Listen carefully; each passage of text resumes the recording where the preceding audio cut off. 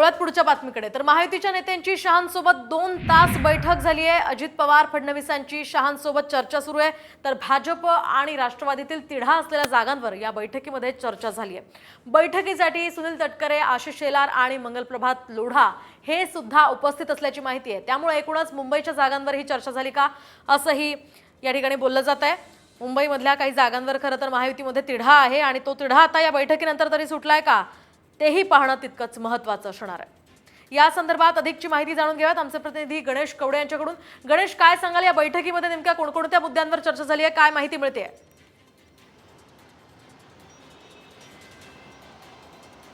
प्रामुख्याने तिन्ही पक्षातील महत्त्वाच्या नेत्यांबरोबर अमित शहा यांच्याबरोबर ही बैठक पार पडलेली आहे। कारण की 2019ला जर बघितलं असेल तर भाजप आणि शिवसेना एकत्र निवडणूक लढले होते, त्यामुळे त्या जागांचा त्यामध्ये कुठेही वाद आहे तो कमी प्रमाणात आहे। काही जागा आहेत त्या अदलाबदल केल्या जाऊ शकतात, मात्र प्रामुख्याने 2019मध्ये राष्ट्रवादी विरोधी पक्षामध्ये लढली होती आणि त्यामुळे राष्ट्रवादीच्या काही जागांमध्ये भाजप आणि शिंदे गट या दोघांचे देखील आहे त्या उमेदवारांचे वाद आहेत ते होताना पाहायला मिळतात। त्यामुळे अनेक जण आहेत ते पक्ष देखील आहेत ते सोडून जाताना देखील दिसून येतात। त्यामुळे ह्यांना थांबवणं हे देखील एक पक्षांसमोर आव्हान आहे आणि त्याचबरोबर इच्छुकांची संख्या देखील आहे ती मोठ्या प्रमाणात आहे। त्यामुळे 2019च्या राष्ट्रवादीच्या काही जागा आहेत त्या भाजपला सुटतात का हे देखील पाहणं गरजेचं आहे, किंवा भाजपकडे काही जागा आहेत त्या राष्ट्रवादीला सोडतात का हे देखील पाहणं गरजेचं आहे। कारण की 2019च्या तुलनेमध्ये जर राष्ट्रवादीच्या काही ज्या 54-55 जागा आहेत। नक्कीच धन्यवाद गणेश, दिलेल्या या सविस्तर माहितीसाठी। या संदर्भातला सगळा आढावा तुमच्याकडून घेत राहणार आहोत आणि यानंतर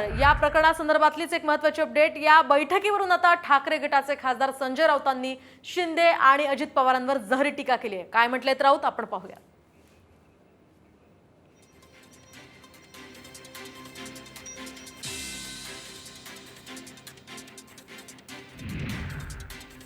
त्याचे बॉस आहेत ते एकनाथ शिंदे, त्यानंतर अजित पवार यांचे जे बॉस आहेत, तर बॉसला भेटावंच लागतं। मालक आहेत ते, मालकांना भेटायला जावंच लागेल, तर मालक नोकरीतून काढून टाकेल।